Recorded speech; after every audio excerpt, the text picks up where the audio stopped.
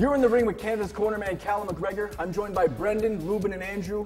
We're getting ready for UFC 134 in Rio. It's going to be an amazing card. So we're going to run through our predictions. Each guy gets to pick a fight that he wants to talk about.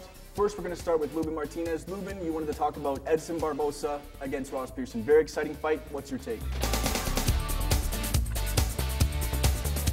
Edson Barboza versus Ross Pearson. I think it's one of the few candidates for fight of the night. Yep. These guys are ready to bang. We actually talked to Joe Silva at the UFC Fan Expo. He told us that both of these guys were looking for a guy to stand and bang with. They don't want to take a grappling match. They want somebody to stand and bang with. Both of these guys are amazing strikers, especially Edson Barboza. I have a strong belief that this kid is going to be a superstar in the lightweight division. I would agree. His leg kicks against Mike Lulo at UFC 123 were outstanding. Finished the fight in the third round. Mike Lulo could just not handle any more leg kicks. My final pick for this fight is the fact that Edson Barboza's leg kicks are going to be too much for Ross Pearson to handle. It's going to end up like a copy of the Mike Lulo fight at UFC 123. Just constant leg kicks right after each other, and you have to look at what stable he's fighting out of. He has one of the top leg kick masters in the world, in Jose Aldo, fighting out of Black House. So these guys are just going to put on a war, but my pick is going to be third round TKO for Edson Barboza. All right, so now we're going to move over to Brendan. Brendan, you want to talk about Big Nog against now the formidable opponent. Never would have said that a couple months ago, but now he's a legend killer, Brendan Schaub.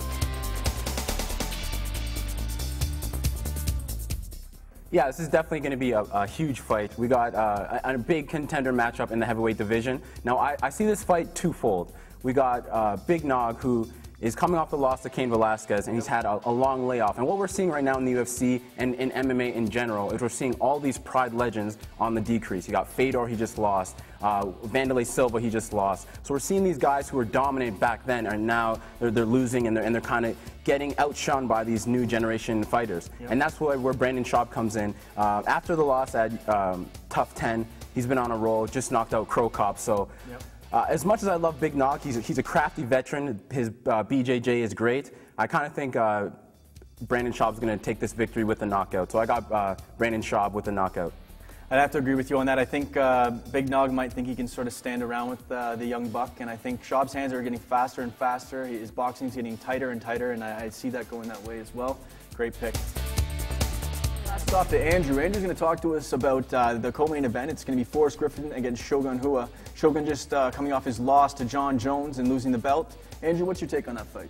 I think Shogun will be aggressive and hungry, hopefully healthy, not like the last time he fought Griffin, who is coming off a decision win over Rich Franklin earlier this year.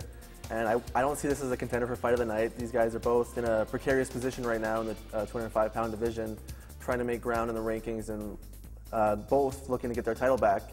But I expect it will be Shogun, probably by decision.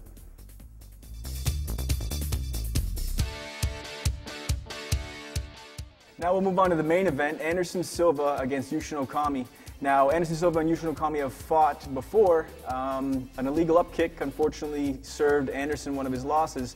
Now we're going to move on to Rio and see what happens with this fight. Now, I got to say, Anderson Silva's going to probably feel him out first round. He usually takes about a minute to feel it out, but I think he really wants to set something up crazy. He's been throwing these crazy kicks, crazy elbows. I see him coming in middle of the second round, feeling out Yushin Okami and finishing him up, setting up with some leg kicks and then finishing him up with the hands upstairs midway through the second round. TKO, Anderson Silva victorious yet again.